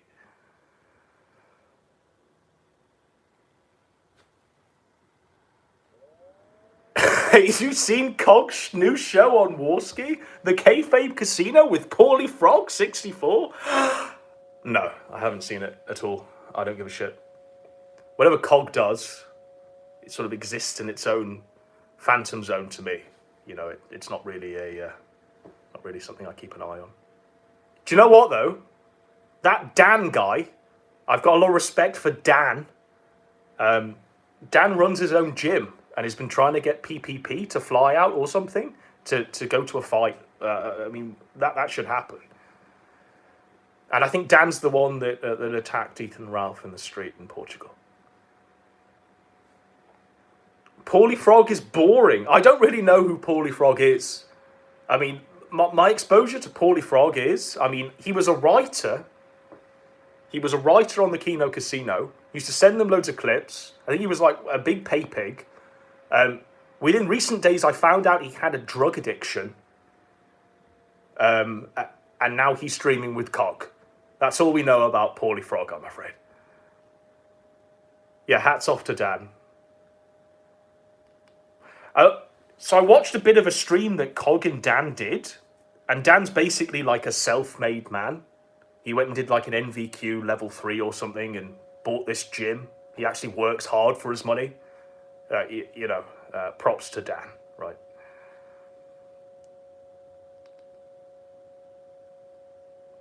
Are you Metica Masochist? No, that's Andy's dad, quite clearly. Quite clearly, Metica Masochist is there purely to funnel back through the super chats to make it look more successful than it really is, the Kino Casino. Game of the year. I'm going to give a pleb boomer take, because I've only really played a handful of games, but I really liked Elden Ring. I really liked Elden Ring.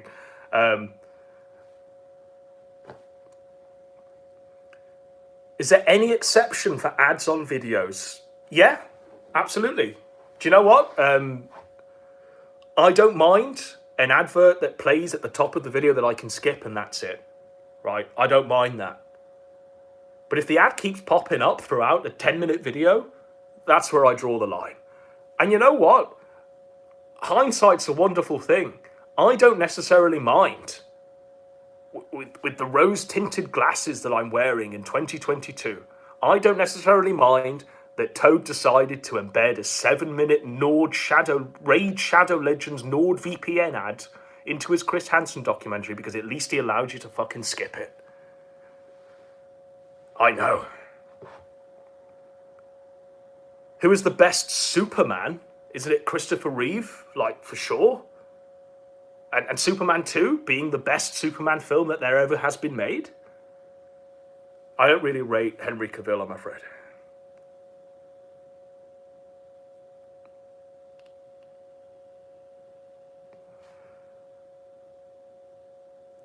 Is there going to be a review on Jim's old content before he caved into the grift?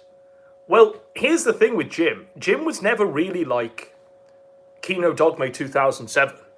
He never got on camera. He never performed a character. He never really did anything other than just be Jim. I mean, all we have with Jim is a voice. So it's very hard to do a review of Jim.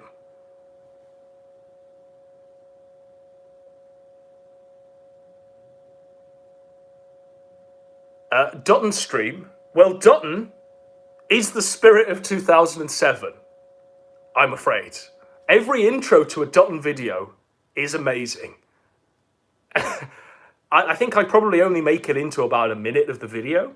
The moment he snaps out of character, takes off the wig, takes off the dress, and starts doing some random psycho crazy shit about miscegenation, that's probably when I dip off. When he goes through the PowerPoint on miscegenation, that's when I go, okay, I've had enough. But the first 30 seconds of every Dutton video is fucking gold.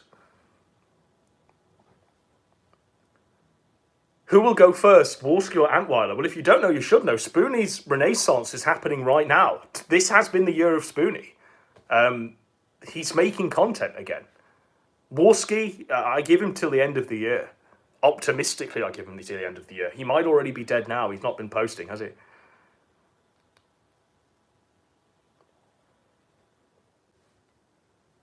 Someone says, I don't think Dutton believes in free will. Well, I think I believe in free will just simply by watching Dutton and seeing how he's allowed to live his life. Yeah, I believe in free will. Yeah, Spoonie is slowly climbing out of the gutter, and props to the man. It's been a rough few years, but now he's back on the up.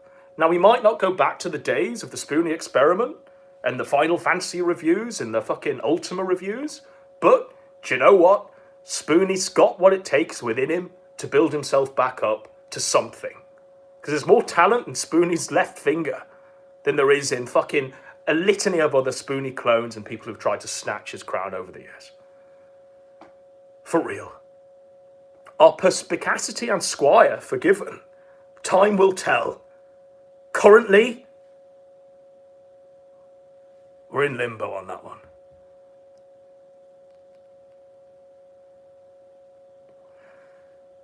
Where is Warski? Well, he's obviously okay, we were going to talk about this on another stream, but we'll go into it now. Fuck it. And we'll do this with... What can we pop up here? We can do red light spells danger, but we might get flagged down. Or we can do a piano version of Frozen Let It Go after this advert plays. After a second advert plays. What? Okay. So, Andy Warski has been radio silent of late.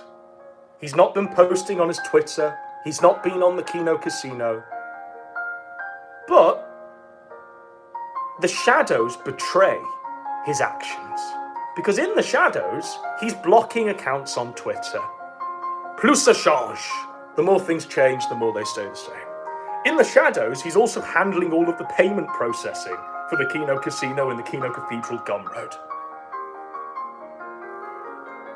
He wants you to believe he's in rehab, that he's radio silent, that he's getting better, guys, but the reality is he's not. He's still at home, in the office, his dad's office, doing nothing. Blocking people on Twitter. Having mental breakdowns in Discord servers. There's receipts of all of this. Everyone that Andy thinks is his friend is a complete snake, and I love it. If anything, Andy should be surrounded by more snakes who betray all of his confidences.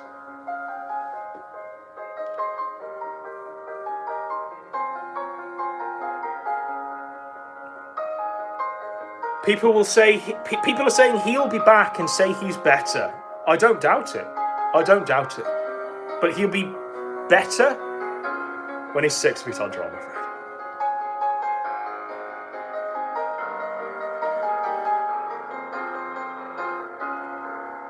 What's it like being back on YouTube? Well, I hope people appreciate that I've come back with a creative vision. I hope you've all realised that each video follows on from another and carries through the themes that we laid out way back in the summer. Everything in those original two videos that we made, especially the rise and fall of the Kino Casino, all of it has a thread that runs through to this and will run through to future content.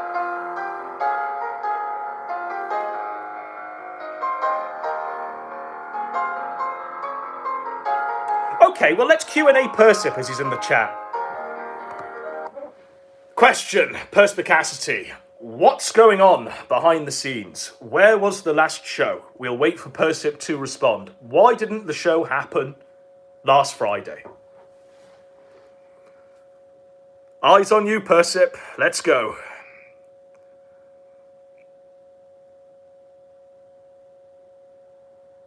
He's gone silent. Is he shook? What's going on, Persip? Where was the show? Spill the beans, my friend.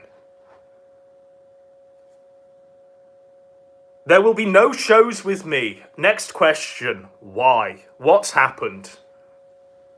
You and PPP fallen out? What's gone on? What's happened?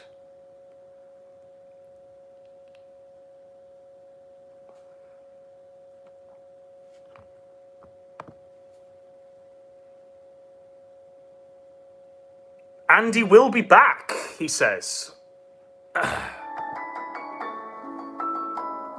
There's just adverts playing. I'm sorry. So Andy will be back? Why? What's happened? Was the plan all along just to have a filler show with yourself to make the audience beg for Andy to come back? What's going on? We need more information.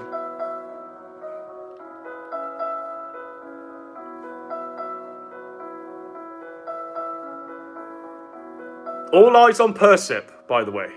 I couldn't save him, I failed. You couldn't save who? PPP? Was the money too strong? Did he see the show that had happened? Turned on live chat, not top chat. I can't do that on a mobile, can I? You'll just have to keep posting your response until I read it, Persip, I'm afraid. It was too strong. Persip says the desire for money was too strong. So has there been a final conversation with PPP, Persip, where he fired you from the show, or did you walk? That's what you need to know. Were you fired or did you walk?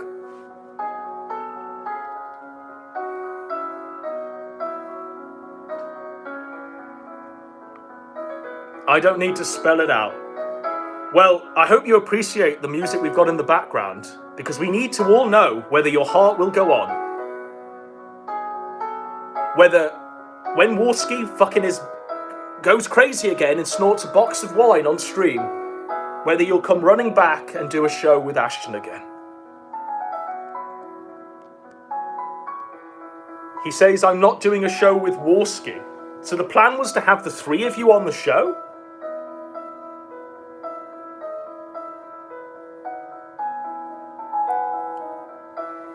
Okay, question. Was there actually a show prepped for last Friday? Did you actually prep a show? Brief it to PPP? Did he say no?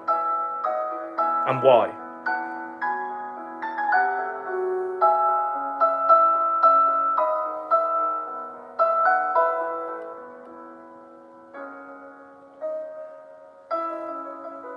I'm not seeing his response. He says, you know, We'll let the music swell while we read this one.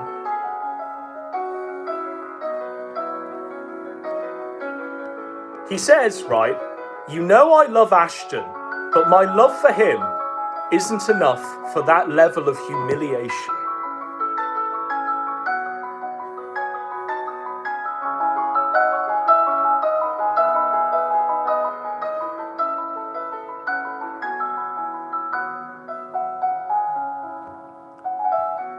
Shall we do Gladiator? Now that the fucking worm has turned and the last of the writers have walked out? I can scarcely believe it, folks. So, Persip, was there actually a show prepared to go live on Friday? Or was the whole... Because here's what I imagined happened. You both did that show. PPP got shook because the chat had turned on him for snaking on Andy, and he decided to drop you from the show, or say that, oh, I want Warski back because he brings in the money. Is that really what happened? Now's your chance to shine, Percy.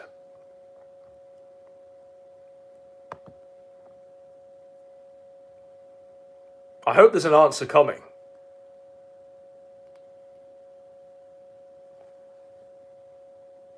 You know the truth in your heart, Adam, so I'm right. I'm right.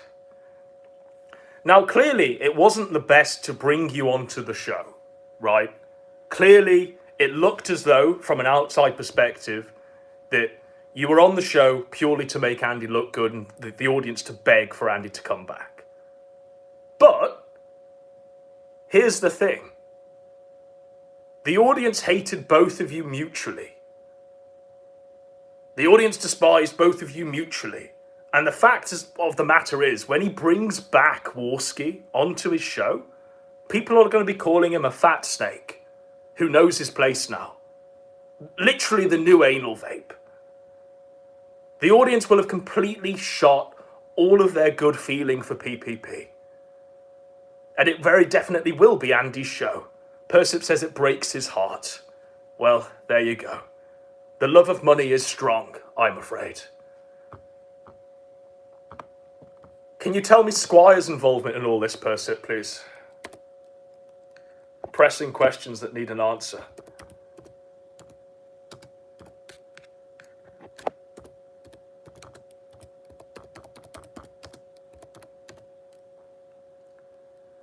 Squire has no involvement. You know what? Squire, redeemed. Redeemed. Redeemed.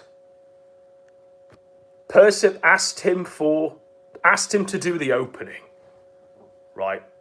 Okay. Okay. I just find it bizarre. Congratulations on your... I just find it absolutely bizarre. We're really going to go back to the Kino Casino with Andy Warski and PPP, pretending as though nothing has happened. Hoping that it all goes away. That people will just forget, and then they can pretend on a live stream that Andy's been to rehab because he's been quiet on Twitter. And people won't actually see the truth that he's been blocking people on Twitter. And handling all of the money. If PPP just waves a shiny thing on the Kino Cathedral, then it'll all be okay. I don't even know what the fuck this is. Maybe we'll try this one. Hire War Corpse as the co-host. Yeah. Persip says time to move on and keep on trucking. Persip's heart will no longer go on. Dearie me.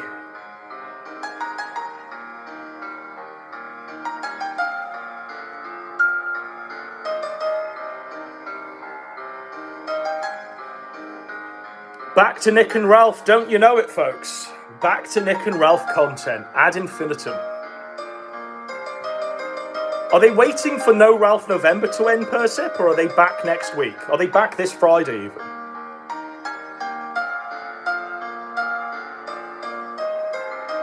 Because you know what? I'm not afraid to take a stand.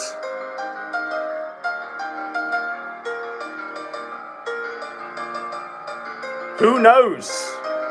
Who knows, Persip says. So that explains to me that Persip's been kicked out of the inner circle. And we're back to Christorian X and the Kinocopter writing the show.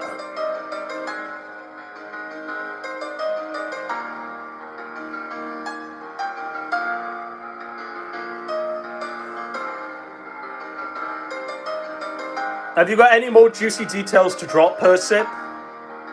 Or have you dropped your mic?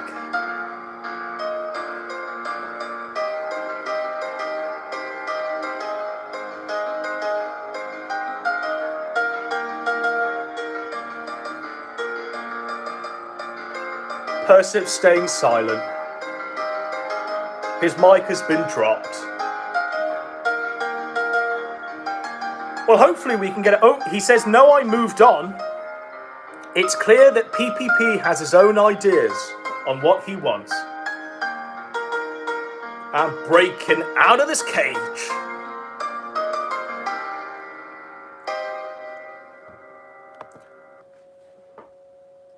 So Persip can't talk bad about Warski on the casino. Are they the new ground rules?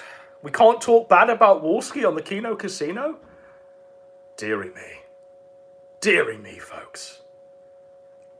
Well, that was an unexpected snakeling that we had at the tail end of this stream. But I hope there's enough there to sort of carry on the next few storylines.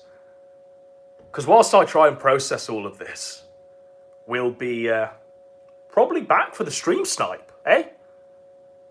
We'll be back for the stream snipe when they put their show together. And we really will deliver the fire this time. It will be true scorched earth. Just like the antediluvian kings used to do. Watch the skies, folks. Believe in the bumblebees and the black oil virus. And above all, trust no one. No half measures.